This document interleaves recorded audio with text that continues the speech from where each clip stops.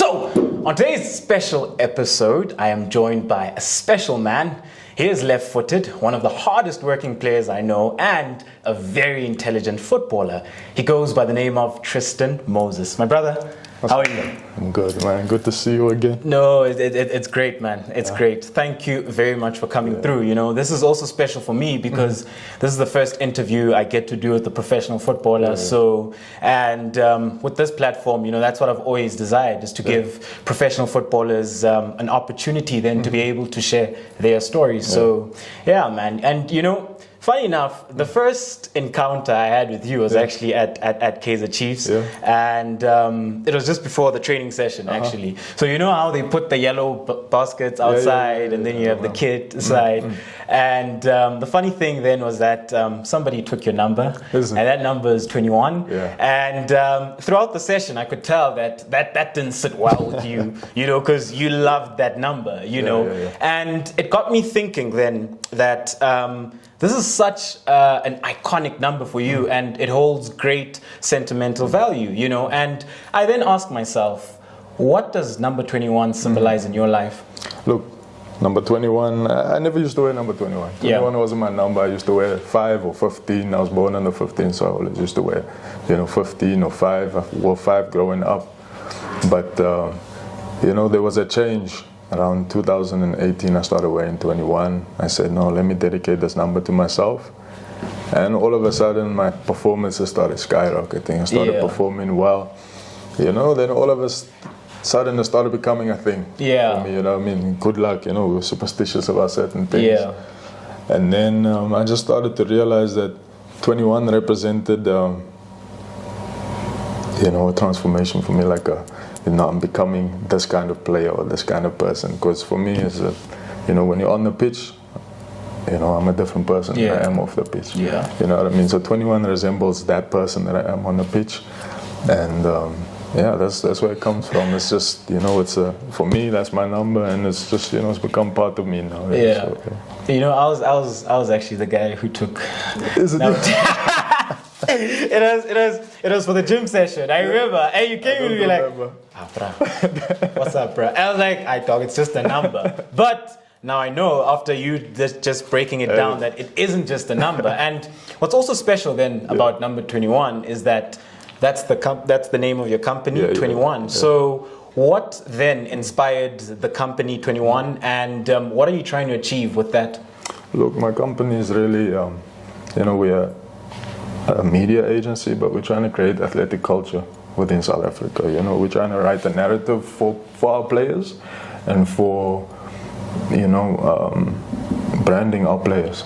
You understand? So if you guys go follow my social medias, you see that I try to do things a bit different. You know what I mean? From, you know, my videos to, you know, my campaigns, all these things. We try to do things different. I think South Africa needs us. You know, it's just a different kind of culture for our athletes. You understand? We need to understand that we're more than athletes. We're more than football players.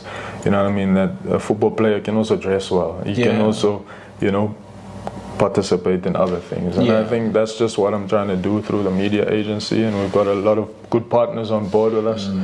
You know, a lot of brands that we work with. And like I said, we're just trying to, you know, create an athletic culture and broadcast our players in a different way in South Africa, because I think South Africa's players don't have that yet. You know, we feel like there's a certain narrative that needs to be placed upon our football players, and we're trying to change that. We're trying to say that, you know, you can be more than an athlete, like I said. Yeah, definitely. And it then becomes very important, you know, because you speak of culture, you know, and I love the content that you put out, because that then bridges the gap. Because I've always felt that in South Africa, there's this huge gap between the fan and the player and the game itself. No, you exactly. No, look, that's also one of those things, is we don't connect enough with the people that support us.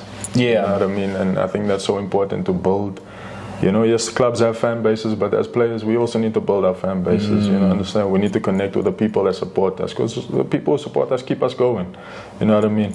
It's, like I said, the platform just helps us to connect with people, helps us to connect with our fans, and you know, the more that we can give to the fans, you know, the better our careers can go. Yeah, definitely. I agree with that, you know, and you touched on something very pertinent. You spoke of people that support you, and I know then when it comes to you, you hold family, very dear to your heart. So take me back to a time when you're a young man and you're then learning about the world, and you then stumble upon this thing called football. And what is it then about the beautiful game that inspires you and that also then gets your family behind you with regards to supporting you?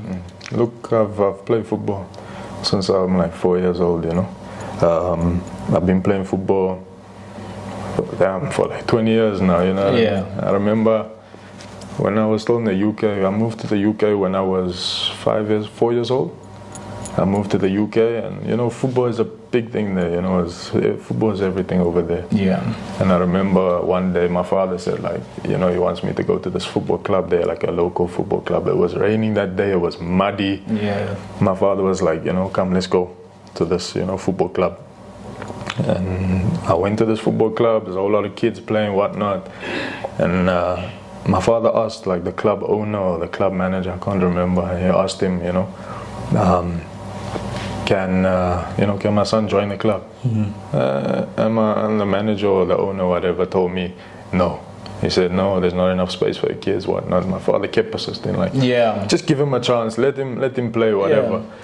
And I remember I didn't have kit, I didn't have anything. I had like a pair of Adidas Predators and I had Levi jeans on. Yeah. I put on my boots, and then luckily the one boy got hurt in the game.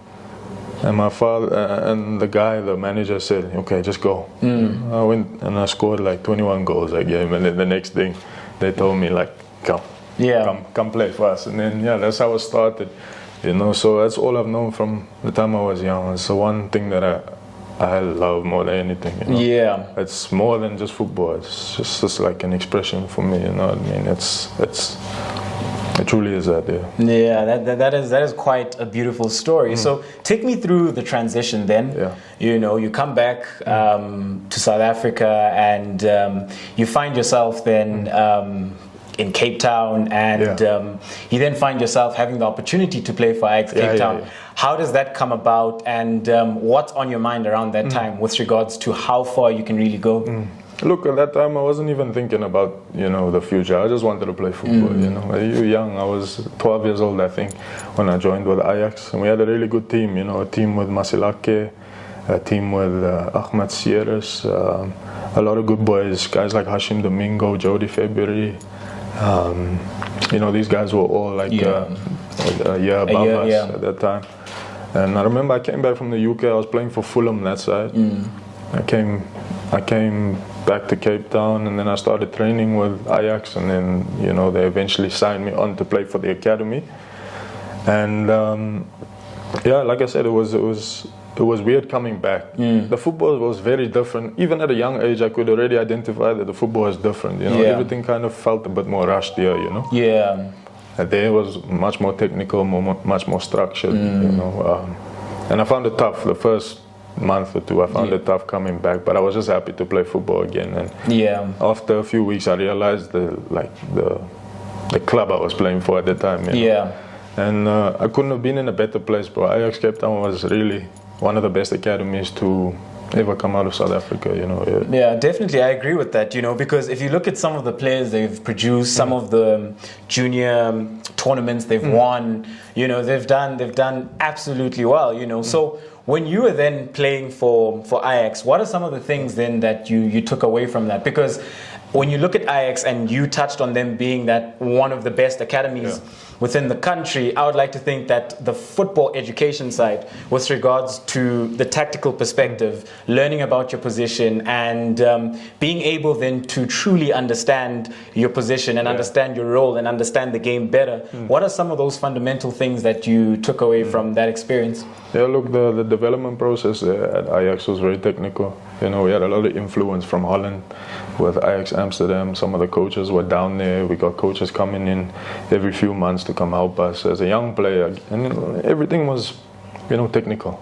Push on your technical ability, from the way you pass to the way you run to all these things. It's down to the details. And I think those are one of the fundamental things that have kind of built me as a player now.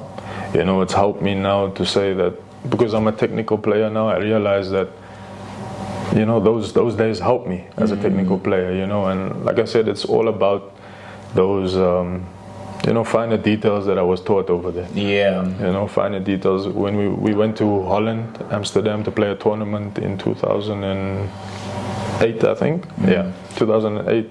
We got to play against PSV at the time, all their junior teams. We played against a whole lot of big academies over there. And just to see like the level at which we were competing already at the junior age sets you up for bigger things. And I think that's the thing, is the more exposure you get as a youngster, the better, you know. To really compare yourself against the best, you know, players and best, you know, academies at the time. It was a very good school for football. Yeah. You know what I mean? They taught us, you know, the best thing is technically. And if you look at all the players coming out of Ajax Cape Town Academy, you know, you look at Riva, you look at, like I said, Hashim and Jody and all the other boys who are above me and even below me. Technically, best players in the country. Yeah. Because those things were forced upon us day in, day out, you know. Yeah. I would agree with that, you know, and you know, then it's one of those things then that we look at when we look at the status quo, that Ajax Cape Town is no more. You know, you've got Cape Town Spurs. What do you make of that? Doesn't that really hurt you? Because, you know, when you looked at how you developed there and you mentioned so many of those players, you know, they had a home as youngsters, you know, but now when you look at it, that opportunity then to play for Ajax Cape Town and have the connection with Ajax Amsterdam no longer exists. What do you make of that? No, it's sad. I won't lie. Ajax Cape Town, you know, when I heard the news, when was it? A year ago? Year and a half ago, almost 2 years? Yeah. Yeah, no, it was sad. Sad to hear that, because, you know, for Cape Town boys, that was the place to be. Yeah. You know, it was the place. When you played in Cape Town, I have many teammates who played at, you know, other clubs in Cape Town, whether that was Hellenic or Old Mutual Academies. Yeah. Everybody wanted to play for Ajax. Yeah. You know, because we saw Ajax as our gateway. You know, Ajax was the gateway to get to the bigger teams in South Africa. It was a gateway to get to Europe, you know, and, you know, guys like Stanton Lewis came through Ajax Cape Town, went to Ajax Amsterdam. Guys like Steven Pina went through Ajax Cape Town, went to Ajax Amsterdam. So Ajax provided like the dream for us, you know, and I think that was the thing, was that Ajax provided so much hope for us as junior players, you know. So it's sad to see it's gone. And I think you know, if it wasn't here, I think still to this day they'll be producing top quality players, you know. And, you know, I just wish all the best for Cape Town Spurs now going forward. But same. You know, I really do wish them the best. You know, and so we're now having a look at young Tristan Moses. So you go from Cape Town. You then come to Joburg. Yeah. What inspires the move? Why are you moving to Joburg? Look, it was a family thing. Yeah. You know, I came to Johannesburg because of my family, and I really thought it would be easy coming up. It wasn't easy. You know, I didn't have a club for 3 years. I would say I came up here. I played for a local club. They rejected me. They told me I'm not old enough. Well, I was 14, but trying to play for under 17s at the time. They told me I wasn't good enough. I went to Bidvest, trained there for about 3-4 months. They told me, the late Charlie Johanne told me that, you know, they'd like to sign me and whatnot, and I was performing, playing well. And I remember the one evening, my whole family was in the car. We had like a small car at that time, bro, and they were in the car, and my father had spoken to the coach, and they told me that the new technical director had told me that I was too small. I was too short to play. I wasn't big enough to play, and that they couldn't sign me. So that was really disappointing on my behalf, or it was disappointing, you know, for me at the time. I remember getting in the car and crying and going home and just being so disappointed. Like my confidence just dropped at that point. Just because I didn't understand, you know. I came from playing for Fulham, I went to Ajax, and I couldn't even make an academy up here, and I didn't understand that, you know. And I always thought I need to get myself into one of those setups so that I could, you know, make sure that everything is right so that I can play in the best tournaments, play in these things, showcase myself so that I can move on to the, the professional level. So I struggled to find a club. I couldn't get signed. All the clubs were saying that I was too small. I was, not fit enough or whatever. And I then went to go play for a local club close to where I used to stay. And at this point, I'm playing for like a local club. We're playing like Sunday games, Saturday games, whatnot, and my confidence started to build. And the next thing I was invited to go to Supersport. Yeah. So I went to Supersport for 9 months. It wasn't successful. I played there for 9 months. It was okay. There was a whole lot of issues that that forced me kind of out my way of the club, and and soon before that, I joined up with Kaizer Chiefs. So, from the time I joined Kaizer Chiefs, things just kind of picked up again, So, it was a very tough period coming from Cape Town to Johannesburg, very tough period, but it built me. Yeah. It built me up, my mentality was, a lot of things like hurt my confidence. Yeah. But I realize now how much that built me as like a strong player mentally, even as being young. The younger you deal with rejection, the better you're going to deal with it going into your mature phase. You know what I mean? Because when you realize that sometimes the failures is just part of the success. Yeah, definitely. It's just part of the success. All those stepping stones are just part of the success. And I realize that now. And so I'm grateful for those times when I wasn't accepted, or I was told I was this or that, whatever. I'm grateful for them now, looking at it, from a more mature stance. Yeah. But like I said, it was tough. Yeah. I can really imagine, and I for one I could totally relate with that, because I for one have also gone on trial and spent time with teams, and things just don't happen, and you spend so many months and you think that, okay, if I'm here for X amount of months, it means that they like me, Exactly. It can become lonely as well. Yeah, it can. I remember when I was 14, I went back to Ajax. No, not when I was 14. 14, 15. Yeah. I was up in Johannesburg, couldn't find a club that side. I had sent my CV, like football resume, to Ajax. Ajax said, come down for 10 days or whatever. I said, okay, great. Maybe I can go back there and play. And I remember I got on a bus. Probably it was like a 17-hour drive to get to that place. Got on the bus. I was tired, man. I had like a big ass luggage bag with me, bro. And I remember just staying at my auntie's house, then going to my other auntie's house, then staying at my grandmother's house. Just all trying to fight for this. Fight for this dream. Yeah. And that's all that I can say that I have, is that this desire to always want to achieve and accelerate, and I think we all have that. Yeah. But I know this fire has always been in me since I've been young. Yeah. And I think that's one thing that kids need to take with them, is that don't let that fire die. Just use everything as fuel. Use everything just to fire you up, so that you can get what you want and keep going. No matter when they tell you you're too small or whatever, fit enough, you go again and you just try and something will, fall into place. This it can't storm forever. The sun must shine. And when I look at you, I look at a mentality monster, and I say that because the mental side. You're one of the very few players who I feel is really sound when it comes to their mental game, and when you have a look at that, then you were invited for the Nike Hypervenom challenge.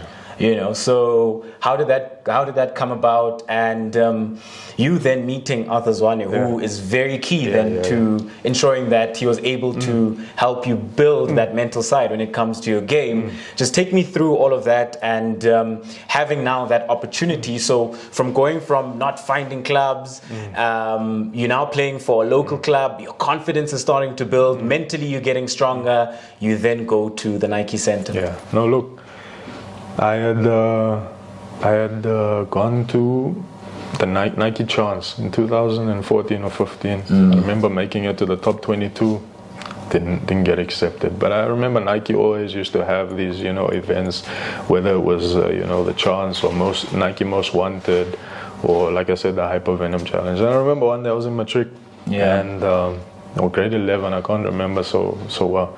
And yeah, I've explained the story on the 352 blog as well. Shout out to 352. Yeah. So what happened was I was on my phone, and I remember getting a notification saying that you know, applications were out for like the Nike Hypervenom Challenge. So you can enter now, and it said enter now, here's the link. And I remember I was outside, I was about to write an exam, physics exam or something. I was waiting outside the classroom. Like I left my books, I went straight onto it, put in my details, whatnot. I was hoping for the best now. Yo, must have been 3 days later, I get an email or a text message or something to say I've been accepted. Yeah. So I was buzzing, happy. So I was like, yeah, I was like, okay, cool, I'm gonna get free stuff, you know, I'm gonna be like, you know, I'm gonna get boots, I'm gonna get, you know, Nike looks too nice. Yeah, exactly. Yeah. So I said, damn, like this. You know, I'm gonna look the part now this day, man. So I get there, you know, they set up the changing rooms, they gave us like tracksuits and boots and everything, and they were launching the Hypervenom boot. Yeah. So there were about 30 guys there, and we then had to split up in teams of 5, and we played like a 5-a-side game. And this is the day when I met my close friend Itumeleng Shopane. Yeah. And we then played and played and played, and then they chose a top 10. All right. Now guys like Sean Bartlett, Arthur Zwane were there. A few of the other Nike ambassador coaches were also there, and they were watching us. And then they called out the top 10. So I didn't know what the top 10 were gonna do, but I knew we had to compete. Yeah. Know? So played the game. They were calling out the top 10. Number 1 goes, number 2 goes, number 3 goes, number 4 goes, number 5 goes, number 6 goes. I'm waiting for my name. Yeah. Like, I was tense, I was anxious. Yeah. And then, I think I got called number 8 or 9, just before the end. And I was shocked. And at that point, it was nighttime at Nike Center. It was lit up. The next thing I hear music come out, and out the tunnel of Nike Center comes all the big players. Like Itukune came out, Monip Josephs came out. Who else was there? Sianda was there. All the big Nike players came out at that day. I was ecstatic. Like I was like, damn, what's gonna happen now? Like, are we gonna play 11v11 against these guys? Show ourselves or whatever. Then they said we have to do a 1-on-1 challenge against the defenders. Yeah. And we have to do a 1-on-1 challenge against the keepers. Yeah. So now I'm coming from playing local football a few days ago, and now I'm versing Itukune in goals. So now, you know, my eyes are lit up. You know, you live for these moments, you know. Especially as a kid, you feel like that. I'm like, you know, you wish you could have this chance. Now I know everybody's watching, you know. You need to put on a show, man. Yeah. And I remember it was my turn. I went, I traveled, did a couple step overs, took the player and scored. I beat Monip Josephs. Sorry, Kune. Yeah. I beat him. Then Mzansi's number 1. They've been beaten. I'm joking. Then the next round was we had to go again. Yeah. Now there was only 5 of us, 5 or 3 of us left. It was me, Shopane, and I don't know. There was another guy or another player who was there. Yeah. And I went and I told myself I'm gonna pull something out of the book. So I did a couple step overs, did a flip flap. Siana Ulu went the one way, I went this way. Yeah. And then I tried to chip Monip Joseph, so hit the crossbar, went over. Damn, I finished second. Yeah. And Chopani finished first. He won the trophy. I was mad. I was like, you know, made it so far. And and then afterwards I walked back to the changing room, and won't I get a tap on my shoulder, and it's Mr. Arthur Zwane. Yeah. Hey boy! Yeah, hey boy! Hey boy! 10-1. Yeah. 10-1. He comes up to me and he says, you know, where am I playing? I told him I'm a super sport, but I'm not happy there. You know, can you give me, you know, your number and whatever? I said, okay, cool, I'll give it. I was so happy that day. My best friend, Viwe, was with me. Yeah. And I remember we waited there. We were getting a lift home, and we waited like a few hours. And I remember going home. Now I gave Arthur my number on a small piece of paper. It must have been so big. Yeah. And I was like, if this guy loses this piece of paper, everything's gone. You know, Yeah. I need it. You know, a month goes by, nothing. So that's where I want us to have a conversation, you know, because what I like about your story is that at every point you've had to be strong. For sure. There's nothing then which would come smoothly, you know. So even then, you've gone to the Nike Center. Yeah. You've impressed them. You've done really well. Yeah. They know who you are. They know your name. They took your number. You're now probably thinking, now I'll get a call in a couple of days. Yeah. A month goes by. Yeah. What is going through your mind as the days go by? Bro, let me tell you. I was getting sad. Every day I'll go to school and I'm waiting for that call. Waiting for the call. It must have been about 2 months after that. I was driving to school. I was in the back seat. I was getting out the car. Yeah, my phone rings. I don't recognize the number. I pick it up. I say, hello? Hey, boy! And I said, who am I speaking to? He says, it's Coach Arthur. Yeah. Man, my heart like fell. I was like, damn, you know? And the next thing, he told me, do you have your boots, whatnot? Please come down to Nacharena tomorrow, this time, whatnot. Damn, I went. I played. I trained with the under-17s that day. Yeah. I killed it, man. Like he played me as a number 8 that day. Yeah. Got the ball.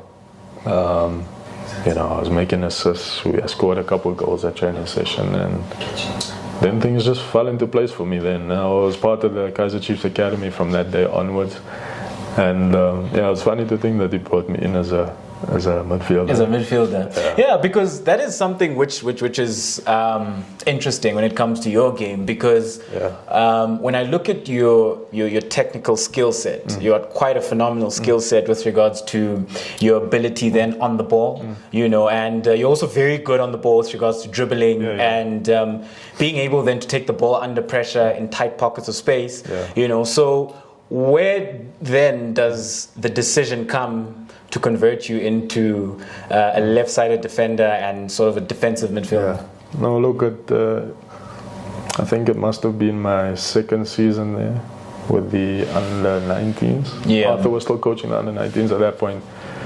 And he wanted ball-playing centre-backs. You know Arthur's style of play. Arthur's style of play is, you know, complete ball possession, and when you lose the ball, it's like a complete press. It's you know, a choking press. A press that just chokes the opposition, and you win the ball as quick as possible, and you play. Yeah. So he wasn't looking at physicality. He wasn't looking at anything else but ball-playing players who had some physicality at the back. Yeah. You know, and then I started playing there. I started excelling, playing well. Then obviously I graduated into the MDC or reserve team at the time. And I started flourishing in the position. I started enjoying it. I had more time on the ball. I could pick my pass, you know what I mean? And I flourished in it. I really enjoyed it. But obviously the attacking part of the game, you know, was taken away because I was playing, you know, more at the back. Yeah. But yeah, that's how it came. He just told me to go play there one day, and he said I was playing well, so he kept me there. And yeah, like I said, it was a change. Yeah. But it also is good for your game. You know, to be able to play different positions is so good. You know, I can play left back, I can play as a number 6 holding midfield, or I can play as a centre back. I can even play higher if people want me, or coaches want me to at some point. Yeah. But you know, being able to be a utility player, being able to play wherever, on the left side. Okay, for me, playing on the left side wherever. It's so important in the modern game. Yeah, modern game is so important. You know, you look at City, and we were speaking earlier about like Zinchenko and Cancelo, all these players being so diverse, you know, in their movements.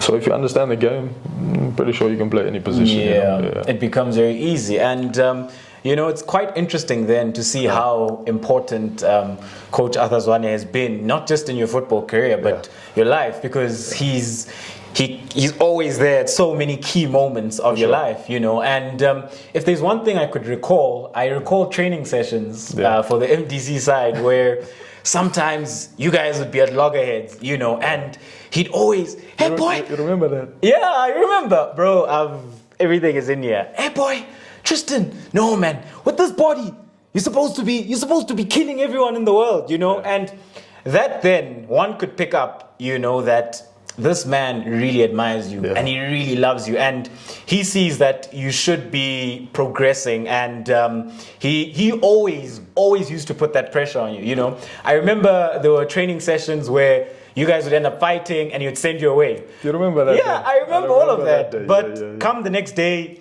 you're in the starting lineup, everything is good, you know. And for me, that was quite a beautiful relationship in a sense, and I say that because a lot of players tend to be a bit on the soft side, you know, but that made you stronger, and if anything, that's what propelled you to become the man that you are today and the player that you are today. So if you can just go into your relationship with Coach Arthur a bit, you know, so I saw it from the public perspective, you know, but I do know that there would be those one-on-one sessions that you guys would have, and obviously it would be a lot more controlled, a lot more chilled. What are some of the things then that he would be communicating to you at that time when you're obviously developing within the reserve team? Look, Arthur was the one coach that changed me as a player. He made me into the player I am today. Like you spoke about being, you know, mentally on another level. I give credit to him for that. Yeah. There's nothing I can't deal with in this game anymore because of, you know, him. Yeah. And he was so tough on me. So tough on me. I think sometimes he wanted me to be angry at him. He wanted the best out of you. He wanted me to be so mad at him that I would finally get that aggression on the pitch out. You know, and you know, I won't lie, there were days where I was so upset every day. When I first came to Chiefs, I didn't understand why he was pushing me so hard. Why was he picking on me to be this, or why was he always talking to, like you said, he sent me home the one day. Yeah. I remember we were doing like line. Yeah. You know line, Yes. So we go to the box and sprint. I touched the line. He tells me, no, you didn't touch the line. Get off the pitch, go home. Yeah. I took my stuff. I went up to the changing room. Coach Escu says up, and he's telling me, no, like, don't worry about it. Come back tomorrow. Yeah. I'm mad. I get into the shower. I'm like tearing up and stuff. Yeah. I remember when Gezana came into the changing room, and he like even came to me by the shower. He's like, no man, don't worry, don't take it serious, whatnot. And all those moments, I realize now, looking back, all those moments changed my mentality towards football. Yeah. You know, like I said, our relationship, he was like a father figure to me, in a sense, but he was a disciplinarian. Yeah, definitely. You know? And then in 2017, I signed my Nike deal. Yeah. And he was also an ambassador for Nike. And I remember like we were on a couch together, and we were speaking at this one event. And I remember like obviously you have to boost, you know, your coach on stage. Yeah. Things, not knowing like a few days ago he sent me home. Yeah, he sent you home. And like I said, he was like a father figure to me, you know, really a disciplinarian. And I personally have a lot of respect for him. Yeah. I always have till this day. On the day I left Chiefs, it was very sad, you know, especially, you know, losing the relationship between me and him as a coach, because he was such a important figure in my, you know, playing career. And still to this day, you know, everything he's taught me will go on forever. You know, I remember driving. After that Nike event, we drove back together to Nacho Arena, and we were in the car together. And I remember sitting there not knowing like what to say. Now, you know, you're sitting in the car next to your coach, but you expecting the coach on the pitch. Yes. And can I tell you one thing, is that Coach Arthur Zwane was completely different. Completely different. He spoke to me like, how was I doing? Was my family okay? Yeah. Gentle. Yeah, definitely. Listen to this. 2 hours later, we were training on the pitch.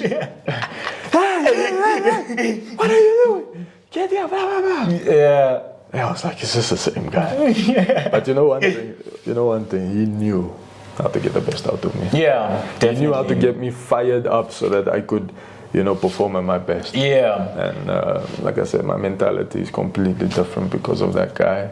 And that's the mentality I'll carry now forever. Yeah. And I think one thing we share in common, shout out to Coach Azazwane, as much as I couldn't progress further, but I learned so much from him, and even personal conversations, and how he'd always instill that you have to be mentally strong, you know. And you spoke of him getting the best out of you. I remember an incident at training. I think that was the incident that would, from that moment, I remember you going on then to become very consistent and play well. There was a drill we were doing, and he just was not happy with you, and he's like, then he calls Given. Yo, Given, come here.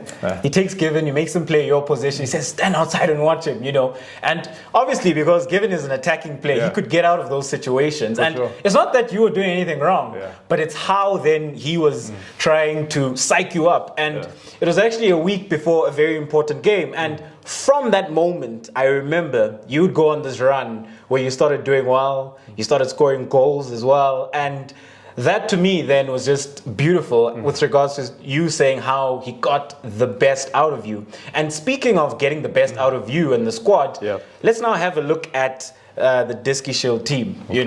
That was one of my favorite teams in the country. I mean, you guys were playing some of the best football, not just from Diski Shield perspective, but within the country. The football was crisp, it was amazing, the passing, how you guys controlled football games, and how you guys then were always able then to dominate the opponents, and you guys were scoring lots of goals as well. How was that time in your life personally, and of course being with the gents?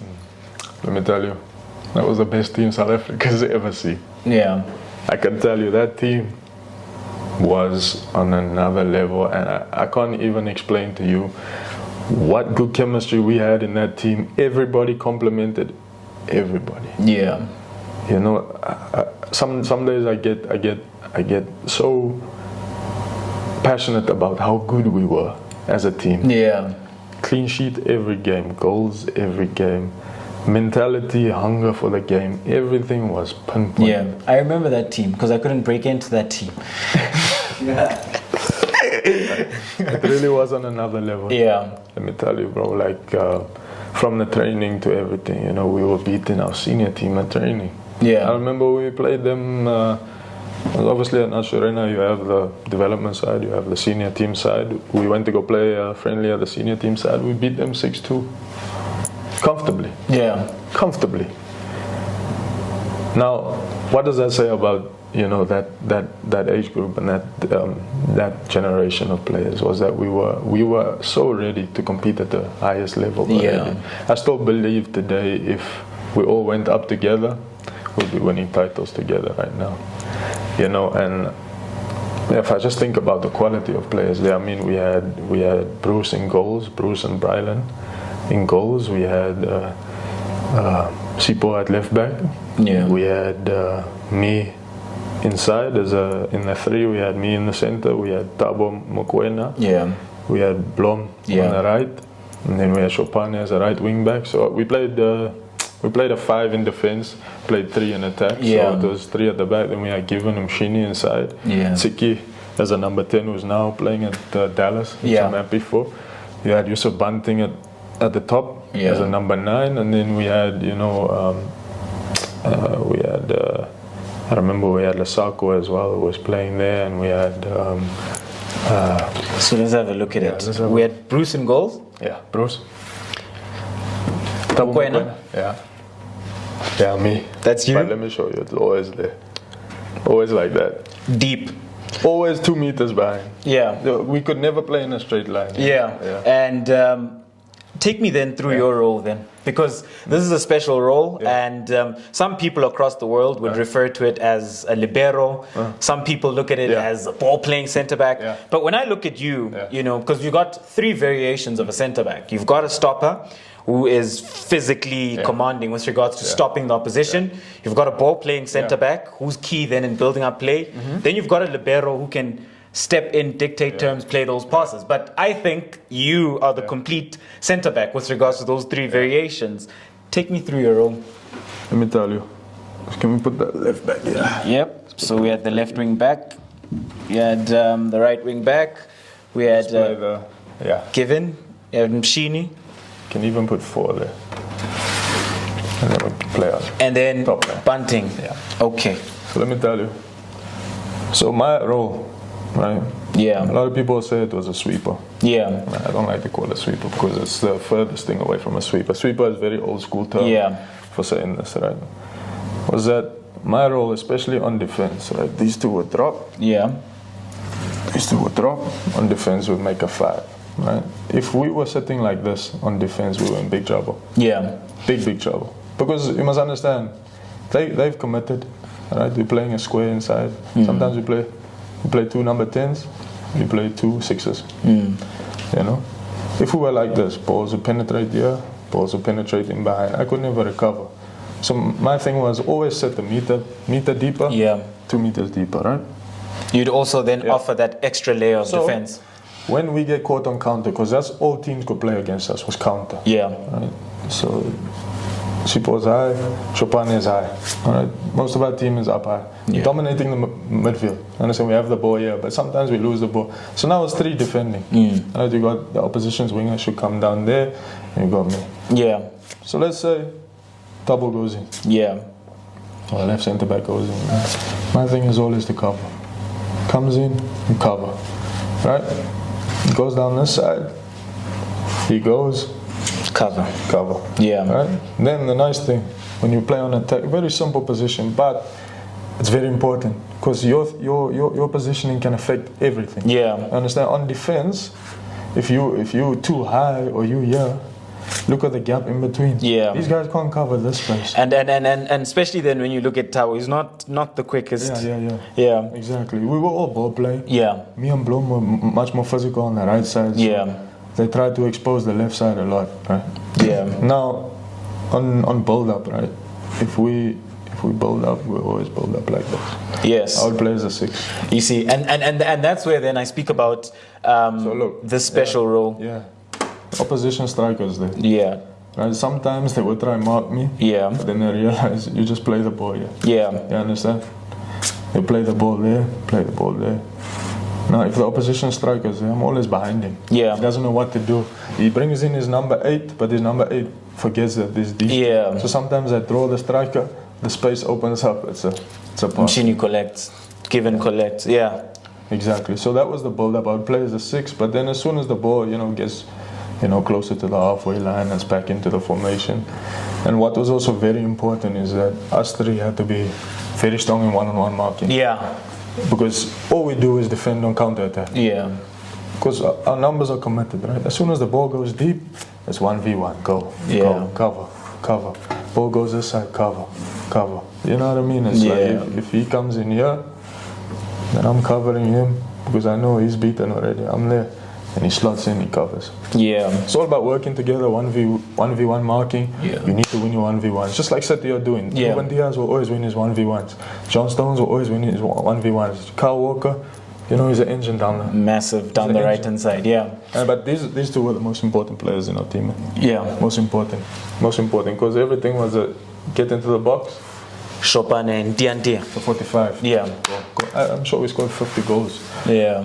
With crossovers. So when you have a look at this team, it is quite. Let's just take the opposition out because they're just not on this level of this team. I just used it for striker. No, I understand. I'm just kidding. Shots fired. So when you have a look at this team, which are some of the players that stood out for you? And which then are the players that you would say then are players then that that you were really close to, firstly, and players that really stood out for you?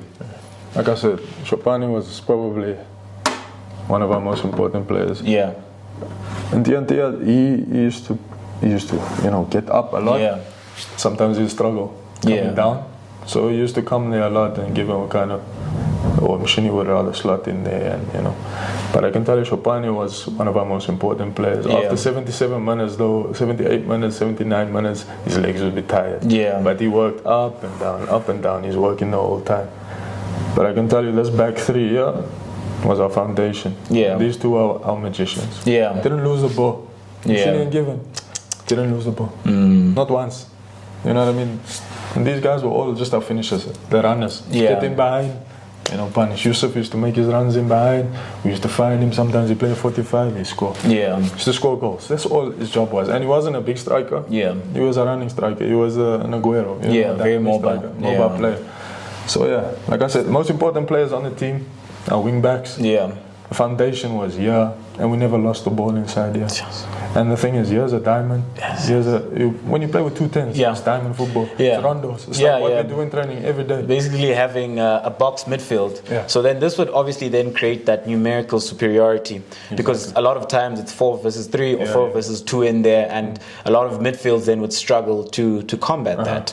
So you guys have now won the Diski Shield, right? You've won the Diski Shield, and obviously then the energy within the team is great, and at that time, there's obviously anticipation, expectations with regards to taking the next step. Because I mean, you guys have just dominated reserve football. Yeah. Now the next step is obviously first team. Yeah. You know, so at that point, what is happening? Are there any clubs which are interested? What is Kaizer Chiefs saying? Because I do know that at that point, you didn't have any contract in place, and obviously then there were certain guys who were obviously then tipped to obviously go to first team, where we know, for example, your Bloms, your Mshinis, your Givens. What then was happening with you specifically, and what were you feeling? Because you must have, as much as you saw that, okay, these guys were phenomenal, but we all did very well as a team, and I feel like in that run, there were moments where you were great as well. You had standout performances, you know. So what is going through your mind when A, you don't have a contract, Kaizer Chiefs are not saying anything with regards to you going to first team, but there's outside interest? Yeah, look, I can tell you, Arthur told us before the tournament finished, he told us one thing, was that after this tournament, all your guys' lives are going to change. Because we had meetings after meetings to say, we're going to win this tournament, we're going to win this tournament. You know, almost creating an affirmation in the team. Yeah. And I can tell you all of our lives changed after that. Yeah. You know, we were getting offers left, right, and center, bro. It was coming in from everywhere. Yeah. Right? Obviously at the point, like I said, I wasn't contracted. And obviously that meant that I was free to do whatever I wanted to do. Yeah. You know, I went to the PSL Awards. I was nominated for Player of the Tournament. I went there with Chopani and Given as well, and we performed. You know, at that point I had my Nike deal already, which is something unheard of. You've never heard of a player who's maybe not contracted to a team who already has a Nike deal. I was playing for the team, doing everything, wasn't contracted though. You know, and I already had my Nike deal associated with these players. I was training with the first team already. You know, I was training with, you know, everybody. From George Maluleka to Itu to all these guys. I was training, I was in the changing room. You know, expecting something. That was my thing. Everybody on social media was calling my promotion. The senior team guys were calling my promotion. I was meant to go to Makufe Cup with a senior team under Steve Kompela. I was meant to go, and then a day before we were meant to fly out to Bloem. We were told that we have to go play the MDC game against Sundowns. So I was gutted. I was like, damn, I wanted to go play my Makufe Cup. That would be my senior team debut, you know? And funny enough, that day, Shaba, when he was still playing, Shaba told the kit man that, you know, they must give me a room with him. You know, Shaba always used to be that type of guy to inspire the younger ones. So he told me and you are sharing Moses. And I was like, okay. That's big. Damn. Like, you must understand, I'm still young at this point. I'm not used to being associated with these big players. You know?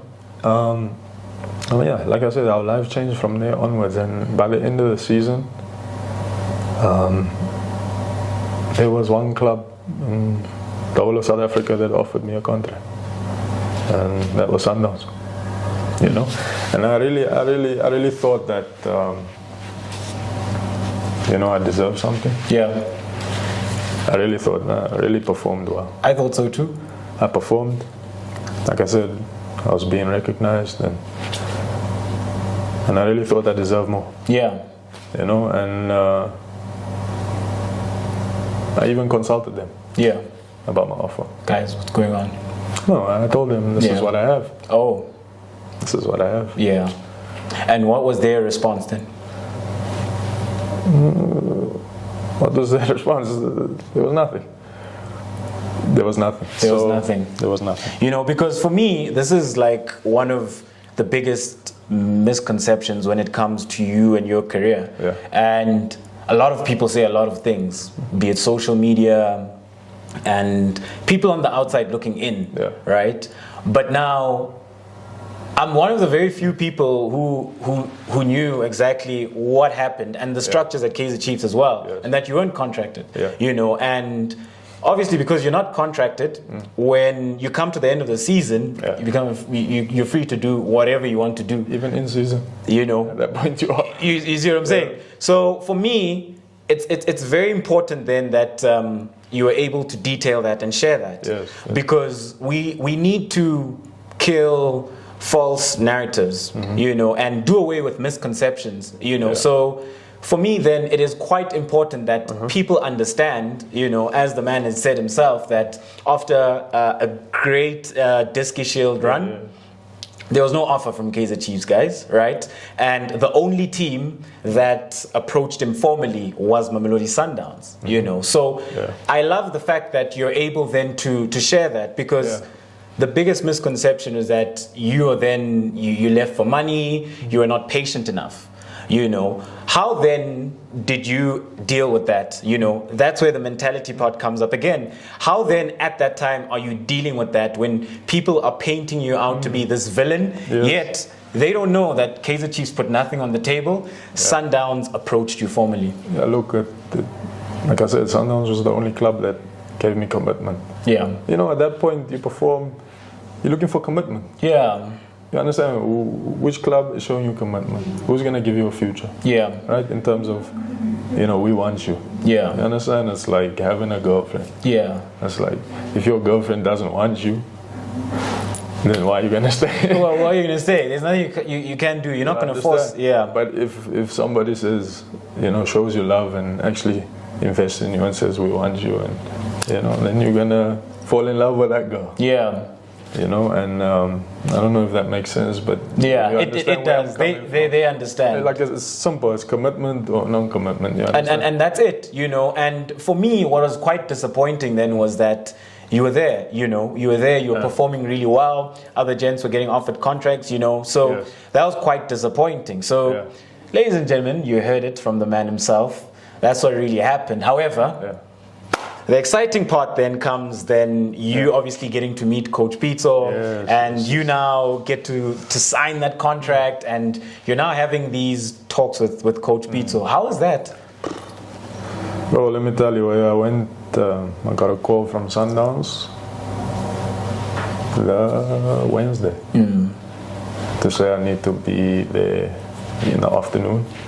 Then I need to come down to the offices. So I came down, they handed me the offer. On the table, and I was talking with Coach Twentyone at the time.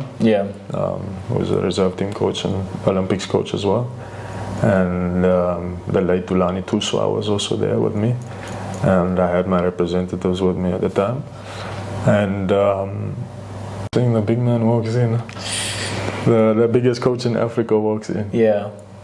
And he says, my boy. Are you signing or what? And he came down and he said to me and he spoke to me about me being, a left footer. Explaining how important that is in his team. Rare commodity actually within Africa. Not just in South Africa, but having a left-sided defensive player. He spoke about, it being very important for the ball flow at the back, especially if you're a ball-playing team.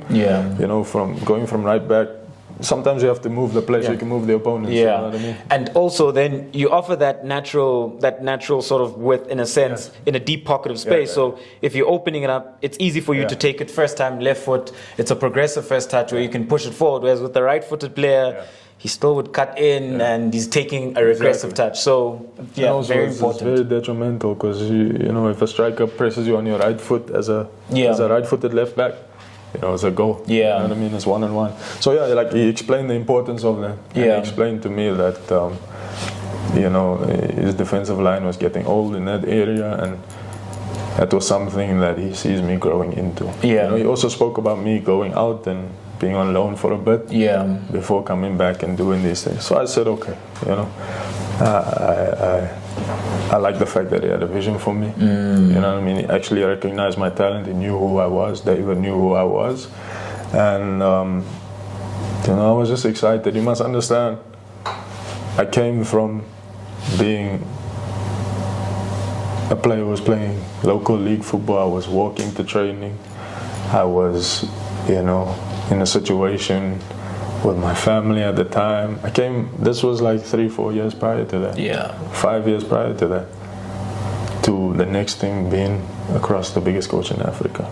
Massive. And I've explained my story to you. You must understand where I come from. And as a boy, you always dream of these things.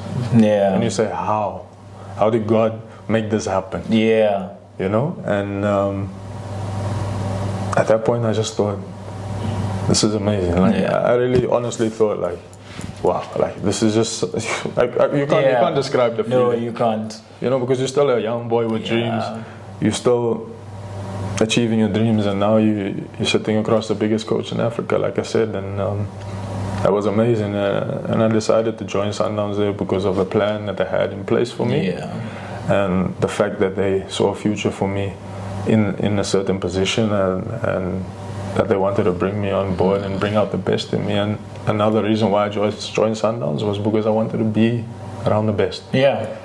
You know, I wanted to train with the best players in South Africa. I wanted to train around Untitled Chapter and you know, I can name all of them. Yeah. I wanted to, you know, be around them. And that's why I joined Sundowns. And, you know, being in Sundowns was such a good time for me. Definitely.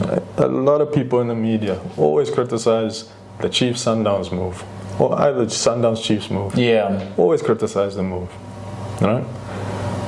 They don't understand how important that was for me in my development stage. Yeah. You know, playing friendlies with like I said, Jali and Zwane, and you're playing with Serino. It's a different level. You must understand, at Sundowns, there's an international level of quality, method and quality. Yeah, game model and how they look to impose themselves. Yeah. We sit in meetings before the season starts and we break down the season. It's 3 games, sometimes 4 games. Break it down into pockets. That's a league we need to win of 3 games. A league of 3 games, a league of 3 games, and there's all method to everything, method to success. Yeah. And when you're surrounded around that level of quality, that level of game understanding, it changes your game forever. And I keep saying this in all the interviews I do. Yeah. I always say, Sundowns changed my game for the better. It's brought so much maturity to my game that I'm so thankful for. And you must understand, going into Sundowns as a young player is very tough. Yeah. When I joined Sundowns, I knew the task that I was up for. Yeah. But I didn't join Sundowns. I wouldn't have joined Sundowns if I didn't believe in myself. Yeah. You understand? For real. I wouldn't have joined Sundowns if I didn't believe in myself. And yeah, things didn't go the way maybe I wanted it to go. But sometimes things happen out of our control. Yeah. You understand? And I'm coming from that maturity level right now. Is that, yes, I didn't get games with the senior team.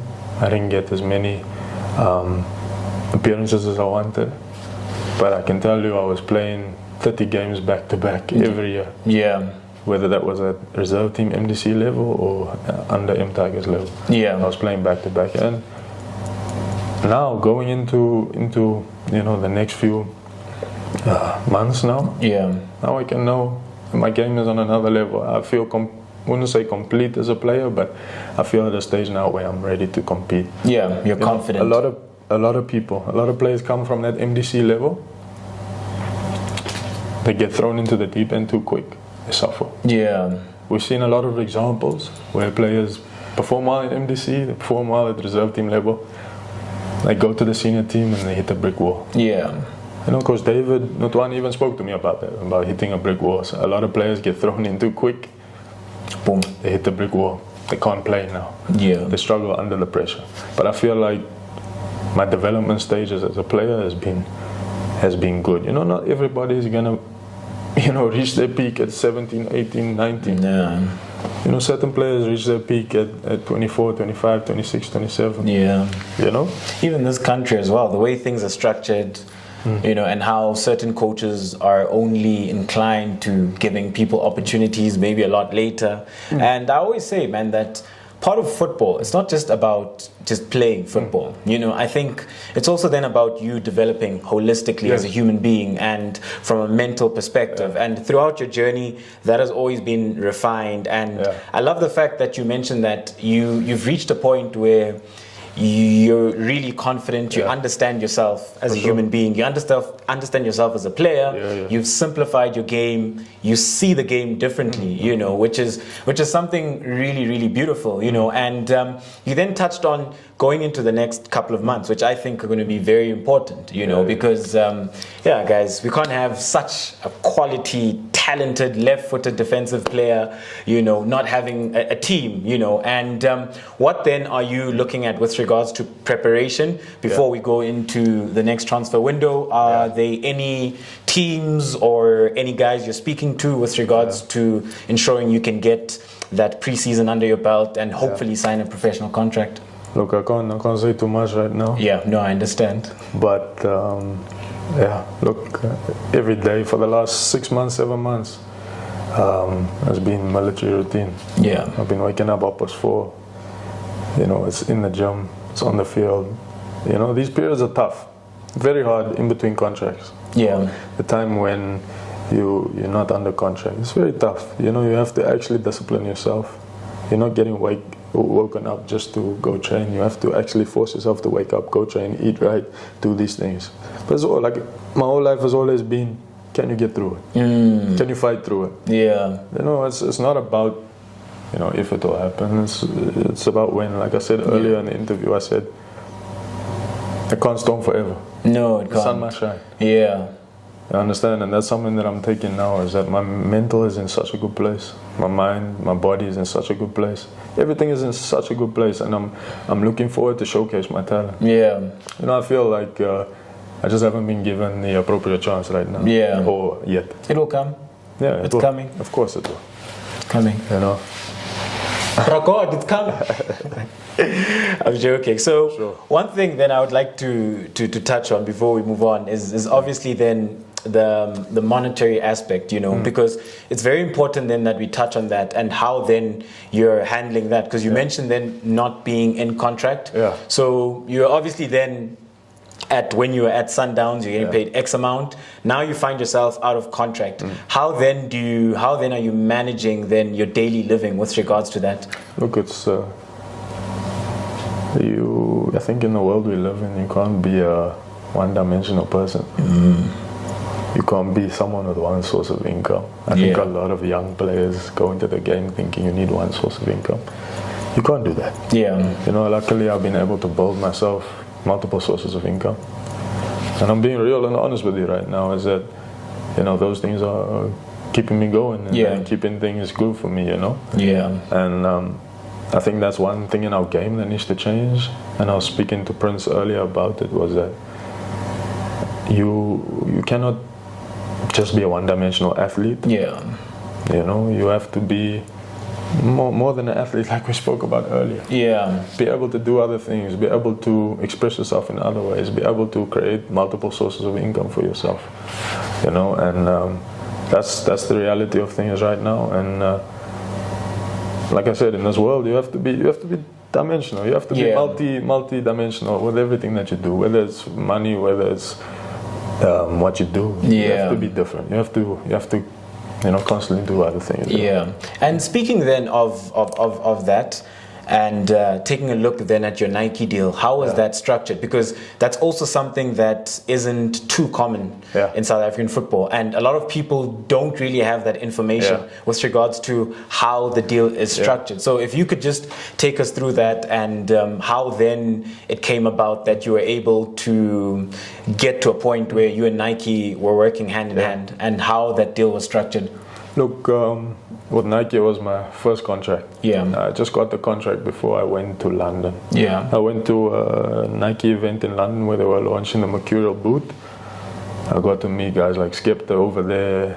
Got to meet like guys from Dior, from Louis Vuitton. Kim Jones was obviously there, who's now the head of Dior menswear. I have a good relationship with him now. Thanks to that relationship. Neymar was there. Aubameyang was there. You must understand, I was sitting around these guys, man, it was crazy. But to come back around with a Nike contract, at the time it was my first contract. So it really depends. In those apparel contracts, it's very different with these brands. Like, if you're coming in as a young player and it's a new brand, usually it's just a product deal. Okay, your first year is usually just a product deal, and the more it expands, it becomes monetary. Understand? It's product and monetary. So my one at the time was just product, and like I said, when like the more experienced players, if they would play a national team, they get a bonus. A national team game, they get a bonus. Or club game, where they get a bonus. So it's structured different according to your agent, how you negotiate it, all those things. It's all based on how you negotiate it. Really, No, man, you really look good in Nike, man. You're like, you're like the face of Nike. You're gonna be on a billboard very soon for Nike. But anyway, Tristan, I've enjoyed this conversation, honest conversation, real conversation. But on Diski Talk with LUYOLO, man, there's always a special segment. Let's go. Just before we end it. So this segment is called Best 11. So with Best 11, then I need you to pick the best 11 players you've played with, or the best 10, and you could have yourself there. So it can be players you've played with, you've trained with, and I also need you then to pick a captain, and I need you to pick a coach for your best 11, and I need a formation as well. Let's go. Who plays in goals? Tough one. Who's our goalkeeper? Players I've played with. If I leave someone out there, people are going to be angry. Okay, we're going to play 3 at the back. We're going to play 3 at the back? Okay. Attacking formation. Okay. Damn. So you happy with that formation? I know. So what are we playing? A 3-4-3? 3-4-2-1? We'll play 3-2-4-1. Okay, cool. 3-2-4-1. Sharp. Woo! It's a tough one, eh? Let's say Riyadh. Peterson. Riyadh in goals. Why Riyadh? Security, man. Riyadh, we used to play like in the friendlies a lot together. Always loud, vocal, security. I like him a lot. In goals, I do. Play myself here. Gotta have self-confidence, man.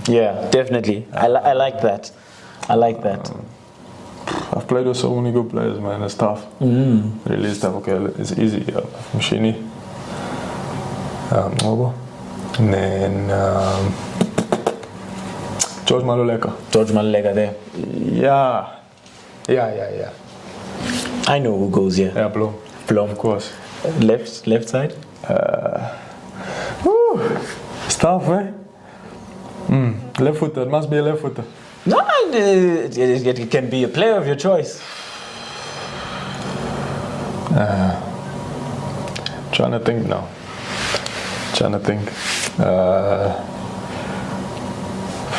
Langerman was good. I remember we used to play together in friendlies as well. Also a good player.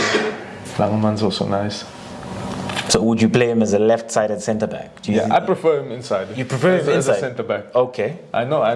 You guys like him down there. Okay. He used to play centre-back. So, he was nice. So just to have a recap, we've got Peterson in goals. Got Mr. Moses there, the Lion. Mr. 21. Yes, sir. And then we've got Blom. Langerman. Langerman, yeah. We've got Mshini. Mshini, Mido, yeah. Serino. Yeah.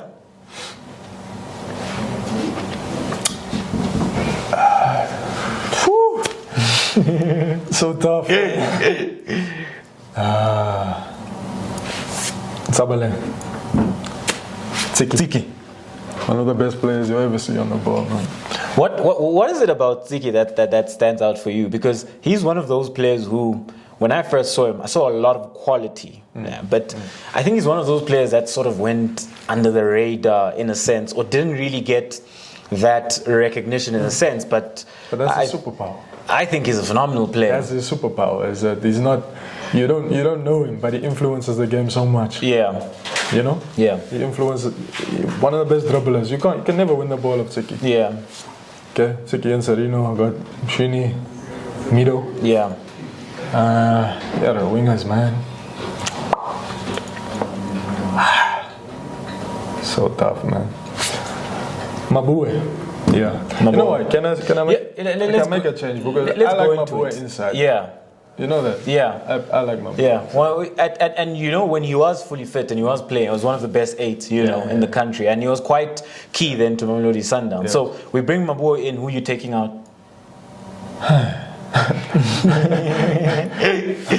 What did I say? Serino. You said Serino. And yeah? There we went to Tiki. Yes, no, but we can leave Maritzburg, Mabue. Yeah. Yeah, he played there. Yeah. So you want him as a right wing back? Yeah, I play him as a right wing back. Okay. Got an engine. Okay. On the left hand side? Left. I had the name now. Who was it now again? Promise Nkuma. One of the fastest players you'll ever see on the ball. Yeah. Promise you. I promise you. Promise you. That's a good one. And then Yusuf. Goal scoring machine. He's killer. And then let's speak about Yusuf a bit, because it's quite sad then considering how phenomenal he was, his talent, the amount of goals he'd score. What then do you make of a player like Yusuf, who represents so many players in South Africa that have so much potential and show so much promise, not Nkuma, but promise, and have the ability then to take it to the next level, but we just never see them reaching the heights that they're supposed to reach. Like, what do you make of that? Look, I was very disappointed when he left the Chiefs. Yeah. Very disappointed because he's such a talented player. Yeah. One of my favorite strikers to play with. The high energy at the top always makes a run off the shoulder. Look, I'll be honest, I don't know. I'm not too sure what happened in this situation, so I can't really say. It's just one of those things. Yeah. Okay, so to recap then, Peterson in goals. Got Tristan Moses there. We've got Langerman left-sided centre-back. Njabulo Blom there. Yeah. We've got Nkosimpile Ngobo, also known as Mshini.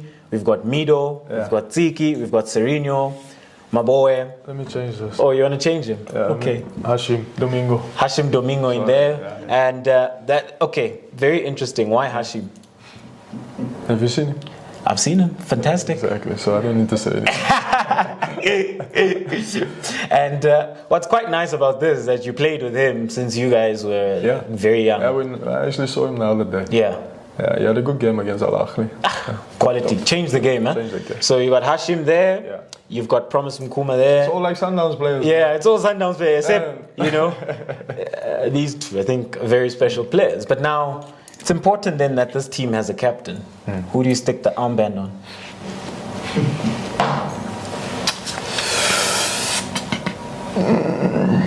Who's this again? Serino. It's gonna be one. Let me put it on me, eh? You put it on you. There's only in this team. Let me tell you who I'd give these two players. Nah, it's Tristan Moses and it's Njabulo Blom. These two players, and let me tell you why these two players. Yeah. These two players are some of the strongest players I've ever come across. Work ethic, phenomenal, and what I like about you guys is that you never got the sense of you guys are youngsters. You know, when you guys play, it's almost as if you're at the very same level as the senior guys. The mentality is phenomenal. So we'll give Tristan Moses the armband, and then Stopper will be the vice. You know, so I really like that. What a top player. Phenomenal. You know, I'm so happy to see his progression. Actually. Yeah. You know, what a player. So hardworking, physically strong, mentally so strong. Yeah. And he'll always be my brother. Man. Yeah. Always. Yeah. This is combination. Nothing coming down the right hand side. Tristan, in closing, thank you very much for coming through, and I really appreciated us having this honest and real conversation. And this is your home, Diski Talk with LUYOLO. You're always welcome to come through at any stage, any period of your life and your career. And I believe in God that things are going to happen for you, you know, and you're going to get back on track, you know, and God restores, my brother, you know, God restores, and things will definitely get back on track, you know, and for as long as you keep the mentality that you have and how you've always then applied yourself, then I think you're more or less in the right frame of mind and in the right stead to go on and, you know, rebuild your career again, you know. So in closing, any words, you know, as parting shot that you'd like to say? Look, I appreciate you guys having me on here. You know what I mean? I always say we need to give the players a voice. Definitely. You know, and I said something earlier was that we need to change the narrative for football players in this country. Yeah. And we're going to do it. You know, your guys' platform is doing brilliant on it. And I commend you guys on that, man. And like I said, we also need a voice. Yeah, definitely. You know, we need to be heard. The media can't just write our narratives. Yeah. We need to tell our stories, and people need to understand where we come from. And like I said, I'm just excited for the future. I'm excited for what's to come for me. Yeah. And I'm going to keep working hard. I keep working hard every day. It never stops. I've been doing this since I'm young. And that's it, you know, and you just keep rising, you know. Keep rising. You just keep rising all the time, and you just keep punching through. So, ladies and gentlemen, that was a special episode where I had Tristan Moses here. To any of the professional players who really loved the interview and would like to be on the platform, do reach out. This is a safe space for you to come, and always then has been one of my dreams to create a safe space and just give then the professional footballer a voice, you know, and a platform, you know, where their narrative won't be twisted. This is not done for clout, it's not done to blow up, it's not done for likes, but this is done for the love and the passion of the beautiful game. Ladies and gentlemen, thank you very much for tuning in to yet another special episode of Diski Talk with LUYOLO. Signing out. Adios. Vamos! 21 reasons, papi!